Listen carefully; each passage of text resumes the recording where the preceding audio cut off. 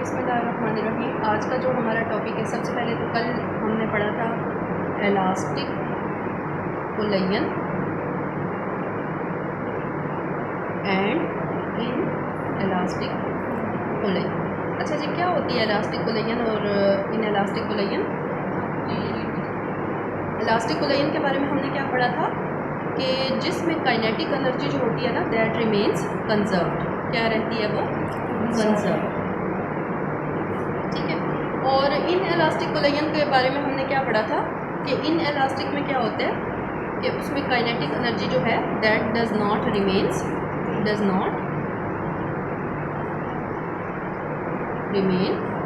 Conserved. अच्छा, और दूसरी बात आपने ये याद रखनी है कि मोमेंटम जो है ना, वो दोनों केसेस में क्या होता है? कंजर्व रहता है। ये तो हमारा था कल का टॉपिक, यानी कि कल हमने ये चीज़ें पढ़ी। ठीक है। एग्जाम्पल मैंने आपको क्या बताई थी कि जो इलास्टिक कोलेजन है उसमें जैसे मार्बल फ्लोर के ऊपर जब एक बॉल जंप करती है तो वो हमारे पास उसकी काइनेटिक एनर्जी ऑलमोस्ट कंजर्व रहती है। ठीक है। और जब इन इलास्टिक कोलेजन की हम बात करते हैं तो उसमें जो है, जैसे अगर सैंड है, सैंड के फ्लोर के ऊपर कोई बॉल जो है वो जंप करेगी तो उस वक्त उसकी जो एनर्जी है वो ऑलमोस्ट लूज हो जाती है। तो हम ये कहते हैं कि वो काइनेटिक एनर्जी वहाँ पे कंजर्व नहीं रहती। ठीक है। अब नेक्स्ट जो है ना, वो हमारे पास एक टॉपिक आ रहा है, इसका नाम है जी elastic collision in one dimension.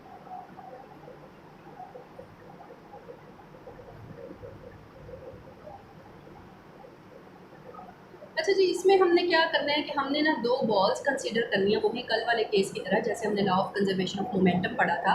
ये दो बॉल्स हैं हमारे पास, और पहली बॉल जो है उसका नाम क्या है? m1। दूसरी बॉल का नाम क्या है? m2।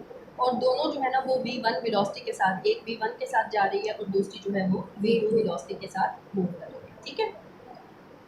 फिर उसी तरह से भाई दोनों का टकराव हुआ है, टकराने के बाद जो है वो दोनों एक दूसरे के इस तरह से टकरा गई हैं, क्लोज आ गई हैं। ठीक है। उसके बाद जो है ना, टकराने के बाद फिर वो एक दूसरे पर फोर्स लगाती हैं, सम फोर्स, और उसके बाद उनकी वेलोसिटीज़ जो है वो चेंज हो जाती हैं और उसी डायरेक्शन में वो मूव करी हैं। लेकिन ये v2 प्राइम के साथ मूव करी है और ये v1 प्राइम के साथ मूव करी हैं, सिमिलर डायरेक्शन में जैसे वो पहले मूव करी। ठीक है। अब इसमें भाई हमने ये कहना है कि भाई according to law of conservation of momentum, law of conservation of momentum हमें क्या कहता है? Law of conservation of momentum ये हमें क्या कहता है? Law of conservation of momentum कल आपने याद भी किया था, m1v1 plus m2v2 is equal to m1v1 prime plus m2v2 prime. v2 नीचे लिखे। ठीक हो गया। अब इसमें ये जो हमारे पास लॉ है ये हमें कहता क्या है? ये हमें कहता है कि भाई जो सिस्टम का इनिशियल मोमेंटम, सिस्टम का ओवरऑल मोमेंटम होता है before collision, that is equal to the system का मोमेंटम आफ्टर कोलेजन। ठीक है। अब जब यहाँ से हमने ये कर लिया ना, तो आपने क्या काम करना है कि ना v1 जो 1 वाली है ना वो एक साइड पर कर लेनी है, जैसे m1v1, ठीक है, minus m1v1 prime is equal to m2v2, ये सॉरी, और माइनस m2v2, इधर प्राइम था इसका प्राइम। ठीक है। अच्छा जी, अब इसमें से जो चीज़ें कॉमन निकल रही हैं वो हमने कॉमन निकाल देनी है। ये हमारे पास प्राइम में कॉमन आ गया, ये m2 और v2 प्राइम माइनस v2, ये हमने इसको कॉमन लिखा। ठीक है। ये जो हमारे पास इक्वेशन बन गए ना, इसको आपने ले देना है, इसको नाम दे देना है इक्वेशन नंबर 1। ठीक है। अब भाई यहाँ पर ना हमारे पास एक सेकंड इक्वेशन भी इसी तरह से हमने एक इक्वेशन बनानी है। वो क्या है कि according to the law of, जैसे ही हमने कहा था according to the law of conservation of momentum, similarly अब हमने कहना है according to the law of conservation of kinetic energy. ठीक है। तो according to law of conservation of kinetic energy, चले इसको आगे कर लेते हैं। अकॉर्डिंग टू लॉ ऑफ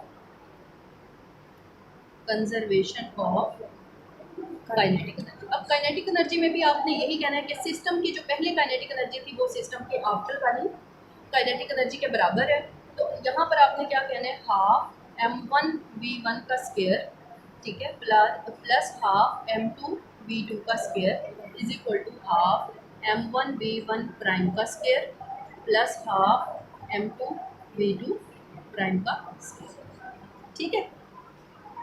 अच्छा जी, अब आपने क्या करना है? ये हाफ ना सारी साइड से आपने कैंसिल आउट कर देना है। क्यों? यानी कि ये 2 जो था इसमें से आपने कॉमन हाफ आपने कॉमन ले लिया, वो कॉमन आने के बाद इसमें से भी कॉमन ले लिया, वो उधर चला गया, इधर डिवाइड हो रहा था, दूसरी साइड पे मल्टीप्लाई हो गया, तो वो आपस में कैंसिल आउट हो गया। और सारी अगर वैल्यूज़ एक साइड पर सारी यानी कि टर्म्स के अंदर, सारी रकमों के अंदर आ रही हो तो वो आपस में कैंसिल आउट हो सकती है। अब यहाँ पर हमारे पास रह गया जी m1v1 का स्क्वायर, ठीक है, और प्लस m2v2 का स्क्वायर, यहाँ पर स्क्वायर आ is equal to m1v1 prime का स्क्वायर और प्लस m2v2 प्राइम का स्क्वायर। अब आपने क्या करना है, फिर वही उसी तरह से m1v1 का स्क्वायर माइनस इधर से प्राइम वाली वैल्यू यानी 1 वाली एक साइड पर कर लेनी है और 2 वाली दूसरी साइड पर कर लेनी है। m2v2 प्राइम का स्क्वायर माइनस m2v2 का स्क्वायर। अच्छा जी, कॉमन ले लेना है, m2 निकाल दिया, अंदर क्या रह गया v2 प्राइम का स्क्वायर माइनस v2 का स्क्वायर, ठीक है। सिमिलरली ये m1 कॉमन ले लिया, v1 का स्क्वायर माइनस v1 प्राइम का स्क्वायर। अच्छा जी, ये जब इस तरह से कॉमन आ गया तो आपको पता है a का स्क्वायर और माइनस b का स्क्वायर किसके बराबर होते हैं, a plus B and a minus B. ये मैथमेटिक्स में आपने पढ़ा हुआ है, यहाँ पे भी आपने ऐसे करना है। m1 अंदर इस चीज़ का स्क्वायर का माइनस आ रहा है तो v1 प्लस v1 प्राइम एक दफ़ा आ जाएगा और दूसरी दफ़ा आ जाएगा v1 माइनस v1 का प्राइम। सिमिलरली m2 और यहाँ पर v2 प्राइम प्लस v2 और यहाँ पर आ जाएगा v2 प्राइम। अच्छा जी, नेक्स्ट जो है ना, ये क्वेश्चन नंबर 1 एंड 2 आपके पास, ये क्वेश्चन नंबर 1 एंड 2 बन गई। आपने क्या करना है कि डिवाइडिंग इक्वेशन नंबर 2 बाय 1, यानी कि 2 को इसी तरह से आपने लिखा रहने देना है m1 और v1 प्लस v1 प्राइम और v1 माइनस v1 प्राइम। अब मैं उसी को दोबारा लिख रही हूँ, ठीक है। तो बाकी आपने ना इसको v2 प्राइम प्लस v2, ठीक है, और v2 प्राइम माइनस v2। अब आपने ना इस पर डिवाइड कर देना है दोनों साइड से। तो फर्स्ट इक्वेशन क्या थी हमारे पास, m1 into v1 minus v1 prime. Similarly इधर हमने डिवाइड में क्या लिखा है, m2 into v2 prime minus v2। अच्छा जी, अब जो चीज़ें कैंसिल आउट हो रही हैं उनको आपने कैंसिल कर देना है। v2 प्राइम माइनस v2 इससे कैंसिल हो गया, v1 prime minus v1 prime इससे कैंसिल हो गया, m1 से m2 और m2। ये पीछे एक क्वेश्चन बच गई, v1 plus v1 prime is equal to v2 prime plus v2। भाई ये जो इक्वेशन आपके पास बनी है ना, इसको आपने नाम दे देना है इक्वेशन ए। उसको तो 1 और 2 का नाम दिया था ना, इसको आपने इक्वेशन नंबर ए का नाम दिया, ठीक है। अब यहाँ तक ना अभी काम जो है वो ख़त्म नहीं हुआ, ये अभी हमारा हाफ जो है वो टॉपिक हुआ है। इसके बाद ना आपने असल में क्या फ़ाइंड आउट करना है, अब ये जो चीज़ें हम निकाल चुके हैं ना, अब आपने ना असल में हम ये फाइंड आउट करना चाहते हैं कि कोलिजन के बाद, यानी जब दो बॉडीज़ जो हैं वो आपस में कोलाइड हो गई हैं, कोलिजन के बाद इसने भी इधर मूव करना शुरू कर दिया था और इसने भी इधर मूव करना शुरू कर दिया था, इनकी वेलोसिटीज़ बदल गई थी, इसकी v1 प्राइम हो गई थी, इसकी वेलोसिटी कितनी थी, v2 प्राइम हो गई थी, ये m2 मैच था और ये m1 मैच था। तो अब ये जो वेलोसिटीज़ इनकी चेंज हुई हैं, तो वेलोसिटीज़ चेंज होने के बाद जो है ना, उसका कोई ऐसा फार्मूला हमें मिल जाए कि हम वो कोलिजन के बाद वाली वेलोसिटीज़ ना हम फाइंड आउट कर सकें, कोलिजन के बाद वाली वेलोसिटीज़ हम फाइंड आउट कर सकें, ठीक है। यानी v1 प्राइम हम फाइंड आउट कर सकें और v2 प्राइम भी फाइंड आउट कर सकें।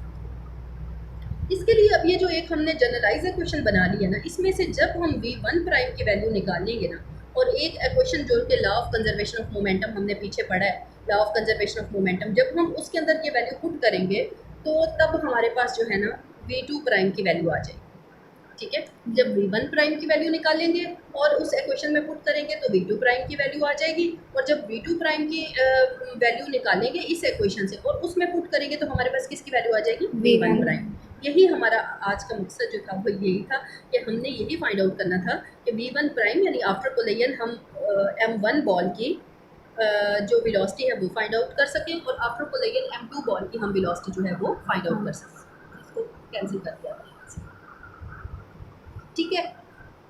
अब ये जो ना हमारे पास इस तरह से ये बन रहा है, इसको ना आप यहाँ से ही चले मैं आपको बता देती हूँ। अब हम सबसे पहले v2 प्राइम की वैल्यू निकाल लें, v2 prime is equal to, ये इसको इधर v1 plus v1 prime minus v2, ठीक है।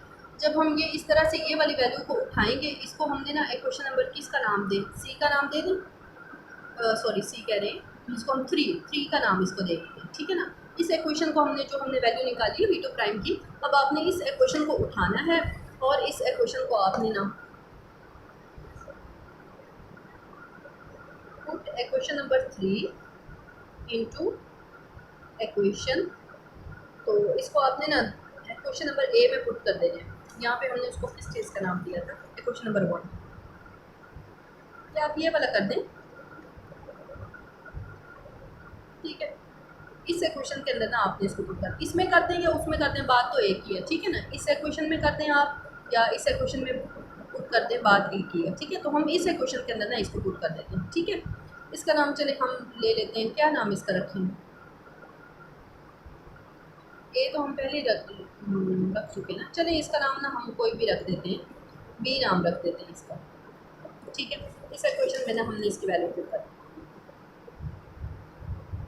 अच्छा जी, इक्वेशन क्या थी जी, m1v1 plus m2v2 is equal to m1v1 prime plus m2v2 prime, ठीक है। हमने किस चीज़ की अभी वैल्यू निकाली थी, v2 प्राइम की। अब आपने इसको ना m1v1 plus m2v2 is equal to m1v1 prime plus m2 into आगे v2 की जगह पर उसकी वैल्यू पुट कर दें। v2 प्राइम की जगह पर क्या वैल्यू थी भाई, v1 plus v1 prime minus v2, v1 plus v1 prime minus v2, ठीक है। इसको अंदर मल्टीप्लाई कर लें। अब तो सारा काम ही आसान हो गया, m1 v1 prime plus m2 v1, ठीक है, और प्लस m2 v1 प्राइम और माइनस m2 v2। इधर क्या था जी, m1 v1 plus m2 v2, ठीक है। अब ये m2 v2 इधर भी है और इधर भी है, इसको नेगेटिव वाले को ना हमने उस साइड पर ले जाना है, तो ये बन जाएगा, यहाँ से हमने निकालना क्या भाई, v1 प्राइम की वैल्यू निकालनी है ना, इसको इधर ही रहने देना है। v1 चले इधर लिख लेते हैं, m1 v1 prime plus m2 v1 prime, ठीक है।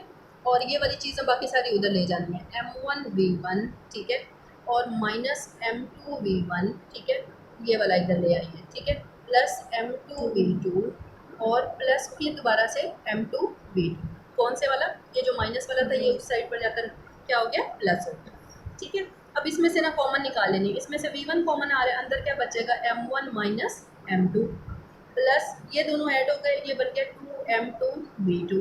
ये इधर हमने किया तो इसमें से कॉमन v1 प्राइम निकाल लिया, अंदर क्या रह गया भाई, m1 प्लस m2। समझ आ गई बात की। आपने बस ये याद रखना है कि जब हमने, मैंने जो आपको फार्मूला बताया ना कि जब v2 की वैल्यू v2 प्राइम की वैल्यू लगाएंगे, उस वक्त हमारे पास किसकी वैल्यू निकालनी है, हमने v1 प्राइम की।